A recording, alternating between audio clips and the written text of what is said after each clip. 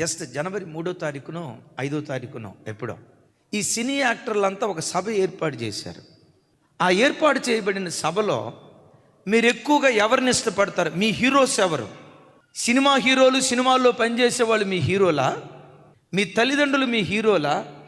దేవుడు మీ హీరోనా అని అడిగితే విచిత్రం ఏంటో తెలుసా?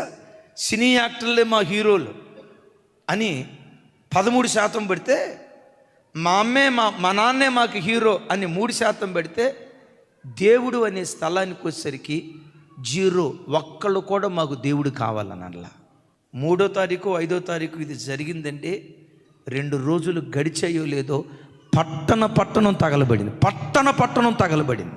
దేవుడిచ్చే ప్రతి దాన్ని ఉచితంగా అనుభవిస్తూ, పీల్చే గాలి ఎవరి భిక్ష, తినే ముద్దన్నం ఎవరి భిక్ష, నీ శరీరంలో ఉన్న ప్రతి అవయవం ఎవరి భిక్ష, నీ రూపురేఖలో ఎవరి భిక్ష, నీ రాశిక రంధ్రాలలో ఊపిరి ఉందంటే అది దేవుని దానం కాదా?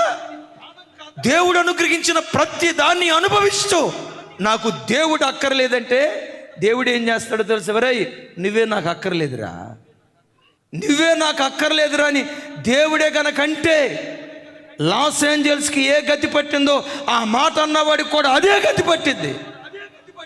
ఎప్పుడు నీ బలాన్ని బట్టి అతిశయించుకో, నీ తెలివితేటలను బట్టి అతిశయించుకో, నీ సామర్థ్యాన్ని బట్టి, సంపదను బట్టి అతిశయించక, వాటిని ఏ దేవుడు నీకు భిక్షగా ప్రసాదించాడో ఆయనే నీ హీరో అయ్యుండునుగాక.